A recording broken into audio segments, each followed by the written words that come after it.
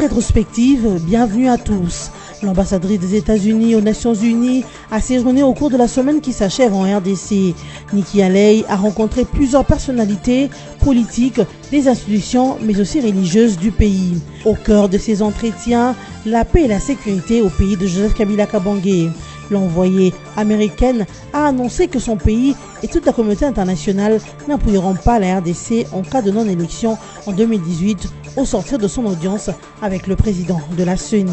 Et puis alors que son parti l'UNC a annoncé son retrait du gouvernement le lundi 23 octobre, Pierre Kongoudia, délégué UNC au ministère d'État au budget, n'a pas voulu démissionner. Au cours d'un point de presse, Pierre Kongoudia a justifié son refus par la non-concertation, la précipitation, mais aussi par le fait que lui seul devrait démissionner, mais l'autre délégué de l'UNC poursuit son travail à la CENI. Ces refus de Pierre Kongoudia lui a coûté son auto-exclusion de l'UNC, parti cher à Vital Kamerhe. En infrastructure, sachez que la route Nzolana, reliant les quartiers Pompage et Upen, désormais très praticable sur 1,5 km, supervisée par la CGT, les travaux d'asphaltage exécutés par CREC 8 sont finis. Cette route a été présentée au ministre des ITPR, Thomas Louakalo Senjola, par le gouverneur de Kinshasa, André Kimbuta Yango. L'ambassadrice des États-Unis d'Amérique à l'ONU séjourne depuis mercredi à Kinshasa. L'agenda de Nikki Haley a prévu de rencontres ce vendredi avec la SANCO, la CENI, la MONUSCO et le président Kabila. Pour le chef du collège diplomatique du chef de l'État, Kikayabin Karoubi, la RDC ne se sent pas menacée par la présence de Nikki Haley. Au contraire, c'est une bonne chose, car parler avec des partenaires est un motif de joie pour la République démocratique du Congo. Barnabé Kikaya rappelle que la plupart du temps, les partenaires se basent sur les rapports des ONG ou ce qui se raconte dans les réseaux sociaux pour juger la RDC. Mais maintenant que Nikki Haley vient à la source, elle verra de ses propres yeux où en est la RDC. Du côté du RASOP, Christophe Lutundula estime que la mission de Haley ne sera réussite que si elle emmenait le président Kabila au respect de la Constitution et à libérer la mise en œuvre de l'accord du 31 décembre dans son esprit et dans sa lettre pour permettre aux Congolais d'aller très rapidement aux élections. Nous apprenons également que Félix Tshisekedi, président du RASOP, et Pierre Lumbi, son président du Conseil des sages, mais aussi F. Bazaïba, secrétaire général du MLC, sont les personnalités de l'opposition choisies par la délégation américaine pour rencontrer Nikki Haley. Aux dernières nouvelles, Nikki Haley, reçue par le président de la CENI, a déclaré que c'est important d'organiser les élections en 2018, car si ce n'est pas le cas, la RDC ne pourra pas compter sur l'appui de la communauté internationale, moins encore des USA.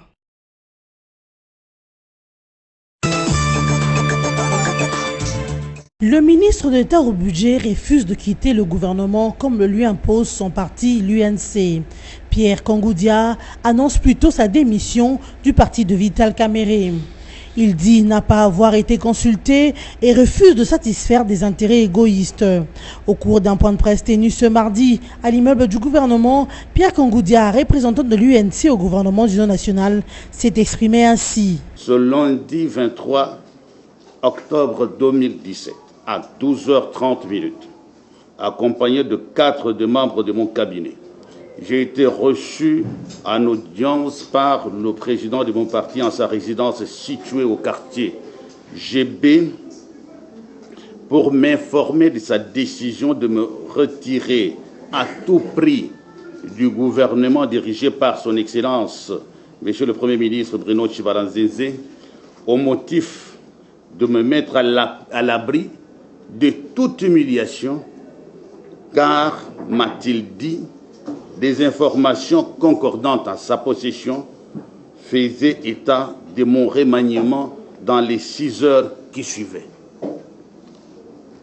Comme il tenait à rendre public ce retrait à 18h30, il m'a accordé ce délai pour rédiger et déposer ma décision, ma démission. Curieusement, à peine rentré à mon cabinet, j'ai constaté que cette décision avait déjà été livrée à la presse après l'avoir fait avaliser de façon irrégulière par la direction politique nationale élargie du parti, convoquée de manière sélective à cet effet. Le motif évoqué pour cette décision et la non-organisation des élections par le gouvernement dans le délai de l'accord de la Saint-Sylvestre, ainsi que la non-publication du calendrier électoral par la CENI. Aussitôt rendue publique, cette décision a été communiquée illico presto à son Excellence Monsieur le Premier ministre, chef du gouvernement, avec copie pour information à son Excellence Monsieur le Président de la République, chef de l'État, à travers la lettre référencée numéro 0019-UNC-VK-VC-CL-2017 du 23 octobre 2017, réceptionnée à la primature à 16h31 sous le numéro 35622.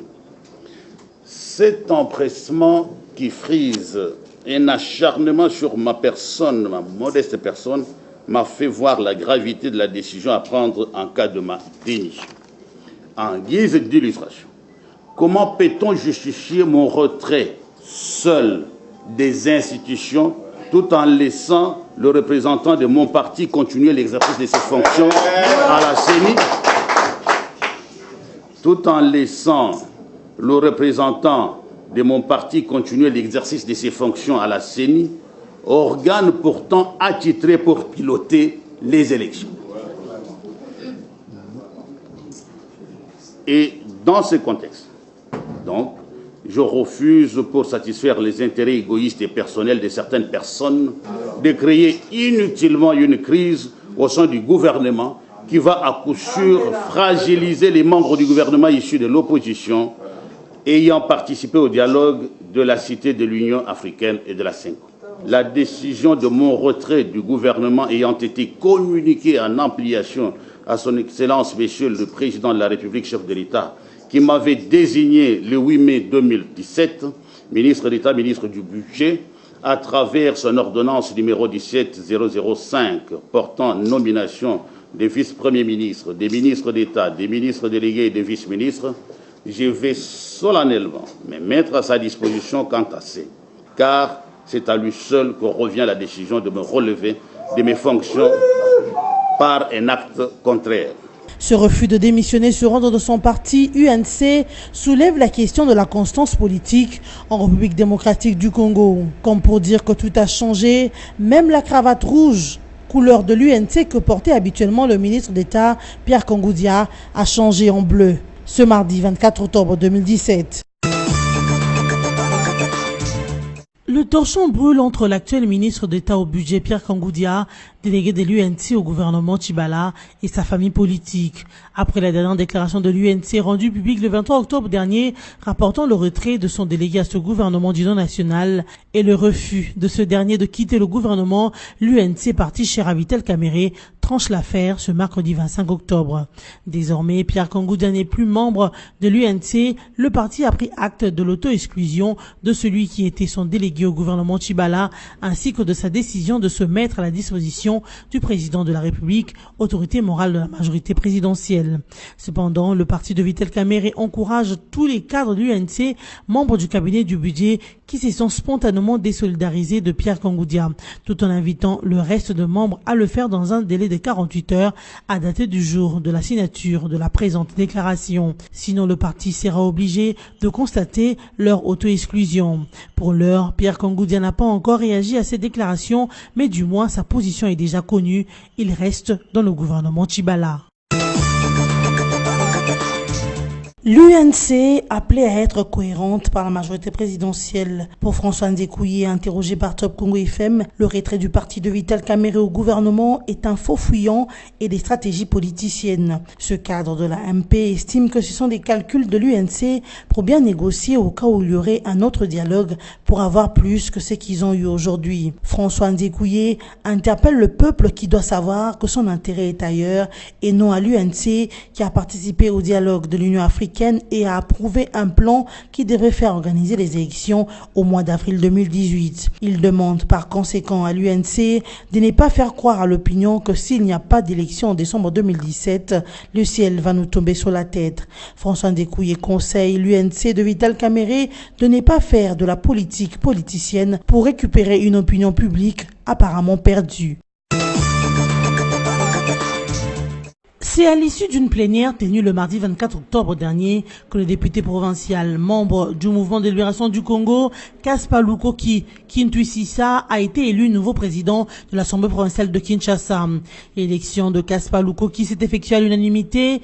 Les 42 députés provinciaux dans la salle ont résolu de lui confier la gestion de l'organe délibérant de Kinshasa en remplacement de l'honorable Nsingi Bemba Roger. Ce dernier a été déchu le 5 octobre dernier par les députés provinciaux qui l'accusaient de mauvaise gestion financière. Né à Mbanza-Ngungu dans la province du Congo central et détenteur d'une licence en français et linguistique africaine, Kaspa Lukoki vise grand pour ses nouvelles responsabilités dans la capitale. Pour rappel, Kaspa Lukoki a été simultanément rapporteur de la commission socioculturelle et aussi rapporteur du groupe parlementaire du mouvement de libération du Congo. Du reste, les élus de Kinshasa attendent désormais de leur nouveau président le relancement des activités au niveau de l'Assemblée. Par ailleurs, Kaspa Lukoki promet à ses collègues le paiement des arriérés de salaire dans cette institution et aussi la mise en place d'un service médical interne. La délégation du Conseil de paix et de sécurité de l'Union africaine en mission à Kinshasa depuis le 22 octobre 2017 a visité la commission électorale nationale indépendante. Elle est venue s'enquérir à la source de l'état d'avancement du processus électoral. Ce Conseil de paix et de sécurité basé sur le modèle du Conseil de sécurité des Nations Unies est l'organe de l'Union africaine chargé de faire exécuter les décisions de l'UA.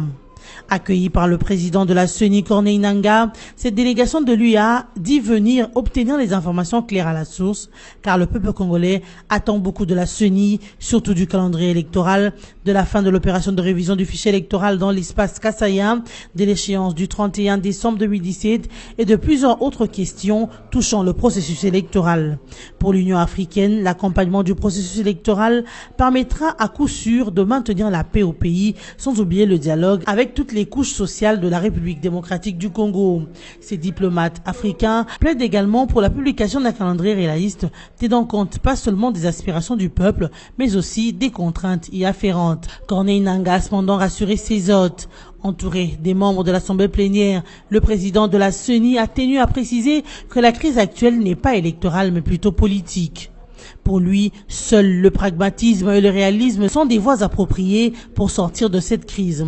Corneille Nangaa a félicité l'engagement de l'Union africaine à soutenir la RDC dans sa marche vers le développement, évitant que ce dernier ne tombe dans le chaos. Outre l'ambassadeur burundais Dieudonné Ndabarushimana, chef de délégation, celle-ci était composée des ambassadeurs de l'Afrique du Sud, d'Algérie, de Botswana, du Burundi, de l'Égypte, du Kenya, du Niger, du Nigeria, de la Sierra Leone, du Tchad, de Togo, de l'Ouganda, de la Zambie et de la République démocratique du Congo.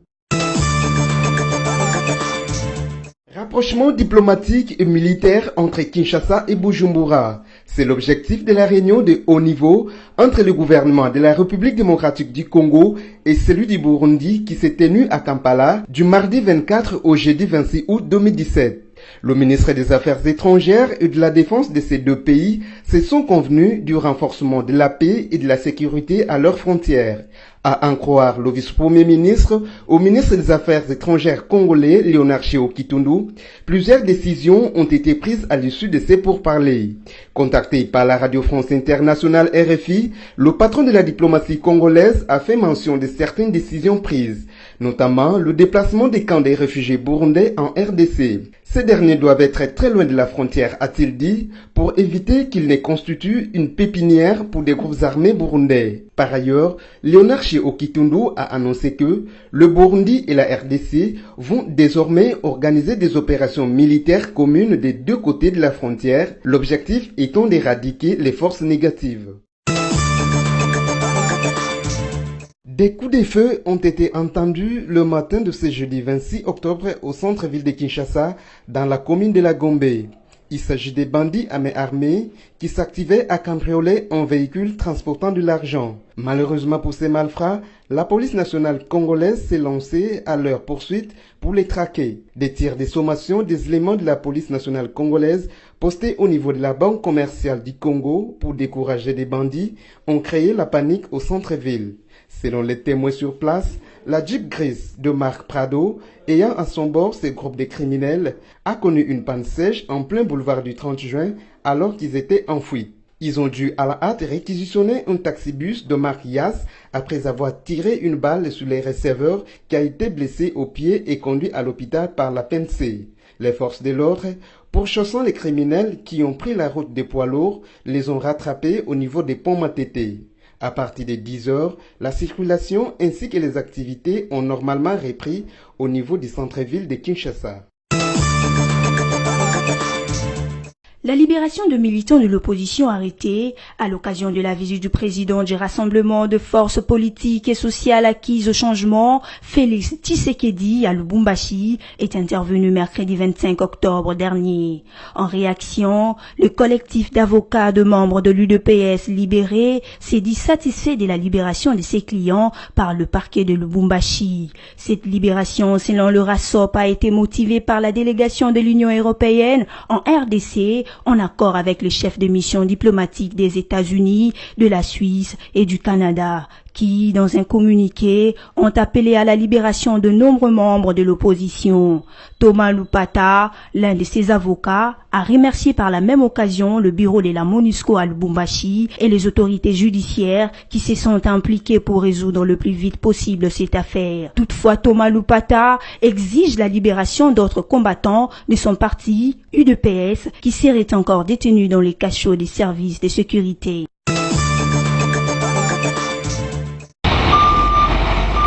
Toujours dans le cadre de la révolution de la modernité, vision chère au chef de l'État Joseph Kabila Kabange, l'agence congolaise des grands travaux, ACGT, vient de réhabiliter le week-end dernier la route Nzolana. Celle-ci relie les quartiers Pompage à Lupen dans la commune d'Engaliema. Après plusieurs années d'impraticabilité qu'a connue cette route, la CGT en collaboration avec le gouvernement vient d'asphalter 1,5 km sur 8,5 km, mais aussi placer les dispositifs anti-érosifs. De son côté, les gouverneurs de la ville de Kinshasa, André Kimbuta Yango, félicitent les efforts du chef de l'État pour son implication personnelle dans la réhabilitation de cette route. De son côté, les gouverneurs de la ville de Kinshasa, André Kimbuta Yango, félicitent les efforts du chef de l'État pour son implication personnelle dans cette réhabilitation de cette route. Botala ba travaux ya Nzolana bana Kinshasa bakosa binote. Bamusu bazowela ba poste mais azo bongisa Kinshasa. Biso toaki na désespoir. Mais botala musala mokonza mboka asali pona bakinoa. Sikoyo ba papa bandako elinga okende. Lelo bandimi ke nzamba zali. Mais nzambe na se na RDC atia loboko likolo ya Joseph Kabila. Cette réhabilitation a un motif de joie pour la population de cette partie de la ville, visible satisfait de ces travaux.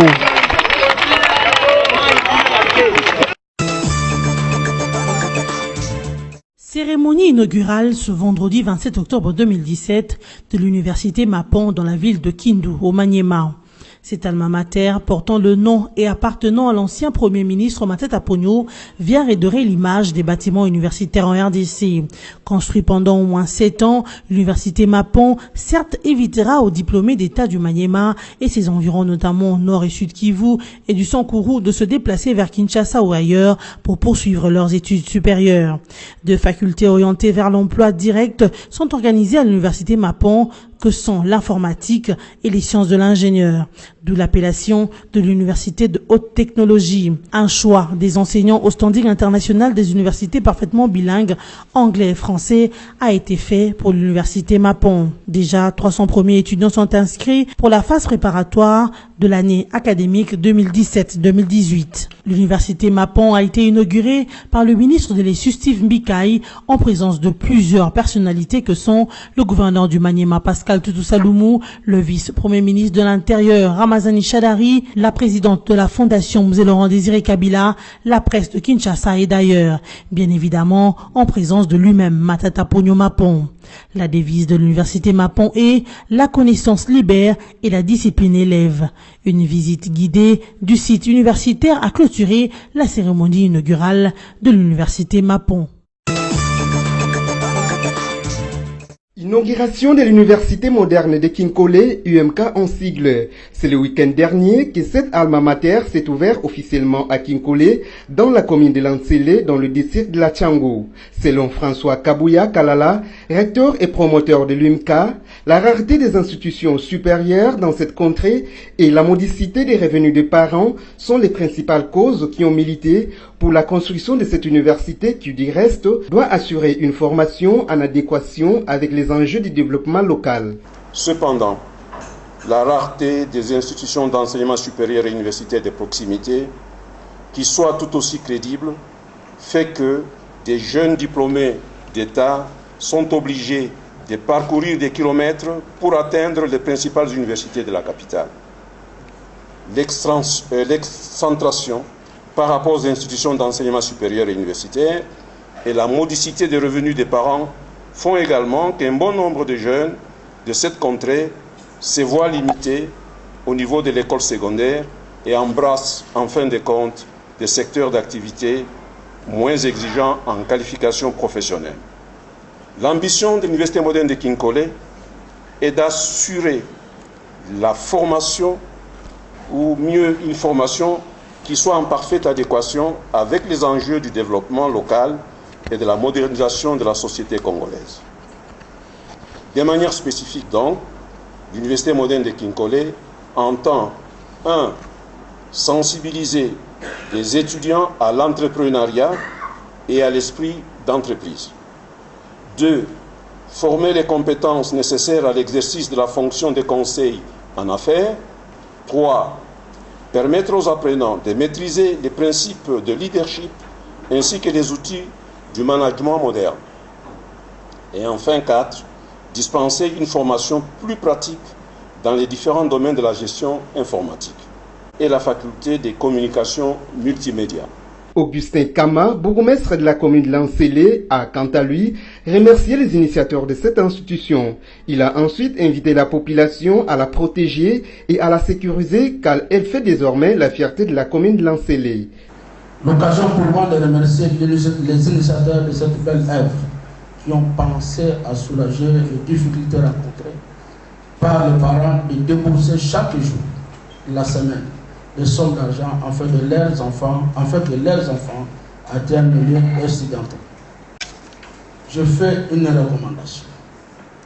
C'est de pouvoir protéger, sécuriser et surtout approprier ou mieux l'exploiter de ces bijoux en orientant nos enfants pour les devenir Kinkole et l'université. C'est une fierté pour la population de la commune de Lansele. Il convient de signaler que l'université de Kinkole appartient à un privé et comprend 4 facultés, dont celle de l'économie, de la gestion des entreprises, des droits. Le chef de travaux Kandolo Kipungwa Paul a dans le cadre d'une activité mensuelle qui se tient chaque dernier jeudi du mois au Centre interdisciplinaire pour le développement de l'éducation permanente CIDEP animé une conférence autour de la problématique de l'intégration des logiciels libres dans l'enseignement supérieur et universitaire. La cérémonie de ce jeudi s'est déroulée en présence du directeur provincial des CIDEP et de tous les corps scientifiques de cette institution. Dans son exposé, le CT Kandolo, responsable du centre de formation en informatique du CIDEP, a démontré le bienfait des logiciels libres au détriment des logiciels payants. L'animateur du jour a énuméré ses motivations en lançant un appel aux autorités pour la mise en œuvre rapide de ce système. Bon, l'idée est venue du fait que notre système d'enseignement supérieur universitaire utilise le plus souvent les logiciels propriétaires payants. Et nous avons constaté que ces logiciels payants posent beaucoup de problèmes, non seulement aux utilisateurs, mais aussi aux étudiants, notamment à ce qui concerne, n'est-ce pas, les coûts et aussi à ce qui concerne l'accessibilité au code source. Il faudrait qu'il y ait aussi une volonté politique, parce que si nous sommes toujours avec les logiciels propriétaires, comme toujours, nous ne pouvons jamais développer notre génie logiciel, nous ne pouvons jamais développer notre génie informatique, parce que le code source est verrouillé, le code source est accessible. Mais avec les logiciels propriétaires libres, nous avons la possibilité de développer notre génie logiciel. Notez du reste que dans les langages informatiques, un logiciel est un ensemble de programmes construits pour exécuter des tâches précises, ce qui est indispensable en informatique. et l'utilisation des logiciels libres présente une véritable opportunité de réduire de façon significative la fracture numérique. Le 25 octobre de chaque année, l'on célèbre dans le monde la journée sans papier instaurée par les Nations Unies. Une occasion pour exhorter les entreprises à baisser la consommation du papier qui est encore beaucoup utilisé, bien qu'on soit dans l'ère du numérique. Le papier, qui est une matière fabriquée à partir de fibres cellulosiques végétales et se présentant sous forme de feuilles minces, est considéré comme un matériel de base dans le domaine de l'écriture, du dessin, de l'impression, de l'emballage et de la peinture. À en croire le journal InfoTrend, 59 kg de papier sont consommés par an et par salarié. C'est pourquoi cette date représente un enjeu environnemental moteur eu égard aux ressources naturelles utilisées pour produire du papier, ainsi que pour résoudre le problème créé par l'abattage des arbres, tenant compte des exigences du développement durable. La baisse de la consommation du papier se veut une nécessité vu que le papier fait partie des éléments qui prennent beaucoup de temps pour se dégrader, soit 2 à 5 mois. L'Égypte décline la participation au championnat d'Afrique des Nations CHAN Maroc 2018. La fédération égyptienne l'a fait savoir sur le site de la Confédération africaine de football CAF le lundi 23 octobre 2017. Selon Tarwat Salouam, directeur exécutif de la Fédération égyptienne de football, la raison de ces retraits est que son pays ne peut pas arrêter le championnat national alors que le CHAN se dispute dans une période hors date FIFA. Repêché pour prendre part à cette compétition du CHAN, après la désignation du Maroc comme nouveau pays hôte, les pharaons se sont montrés très concentrés sur la Coupe du Monde Russie 2018, déclinant ainsi le CHAN Maroc 2018. Sauf surprise, c'est l'Algérie, l'une des sélections éliminées de la zone nord, qui devrait remplacer l'Égypte. Pour rappel, le championnat d'Afrique des Nations CHAN 2018 avait été confié au Kenya.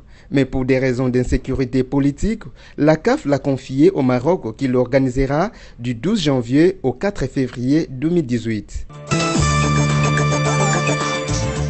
Cette rétrospective est terminée. Voici les rappels de titres. L'ambassadrice des États-Unis aux Nations Unies a séjourné au cours de la semaine qui s'achève en RDC.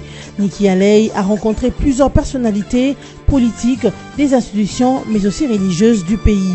Au cœur de ces entretiens, la paix et la sécurité au pays de Joseph Kabila Kabange. L'envoyée américaine a annoncé que son pays et toute la communauté internationale n'appuieront pas la RDC en cas de non-élection en 2018 au sortir de son audience avec le président de la CENI. Et puis alors que son parti l'UNC a annoncé son retrait du gouvernement le lundi 23 octobre, Pierre Kangoudia, délégué UNC au ministère d'État au budget, n'a pas voulu démissionner. Au cours d'un point de presse, Pierre Kangoudia a justifié son refus par la non-concertation, la précipitation, mais aussi par le fait que lui seul devrait démissionner, mais l'autre délégué de l'UNC poursuit son travail à la CENI. Ces refus de Pierre Kangoudia lui a coûté son auto-exclusion de l'UNC, parti cher à Vital Kamere. En infrastructure, sachez que la route Nzolana, reliant les quartiers Pompage et Upen, désormais très praticable sur 1,5 km, supervisée par l'ACGT, les travaux d'asphaltage exécutés par Crec 8 sont finis. Cette route a été présentée au ministre des ITPR, Thomas Luakalo Senjola, par le gouverneur de Kinshasa, André Kimbuta Yango. Excellent week-end à vous tous, merci de nous avoir suivis.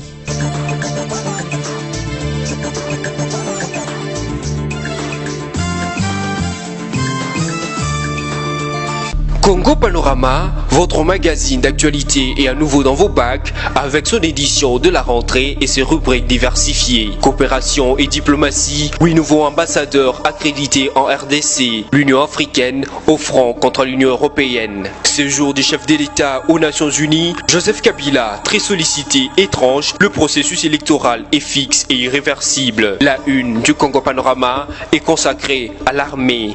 Réforme de l'armée, le FRDC en puissance. Votre magazine revient aussi bien sur le monument aux soldats congolais qu'à l'inauguration de l'académie militaire ainsi qu'aux différentes sortes de régiments et bataillons après leur formation. Économie et finances, découvrez nos articles sur la réforme fiscale en RDC, l'évaluation de la feuille de route du FPI, les performances de la SONAS au premier semestre 2017. En société, Maman Olive Lembe revient au chevet des enfants malades. Il est sur tous les fronts. Éditorial signé Yvon Ramazani. L'éditorialiste révisite ensuite les actions du chef de l'État qui aura joué au démineur, aussi bien sur le plan de l'économie que de la sécurité, la politique, la réconciliation au Kasaï. Congo Panorama, c'est également une édition surprise spéciale Congo Central, une province qui se modernise. Découvrez les investissements et innovations comme le nouveau bâtiment du gouvernorat. Découvrez également l'interview bilan du gouverneur Jacques Mbadou et cet éditorial qui lui est dédié par Yvon Ramazani. Il a osé. Congo Panorama,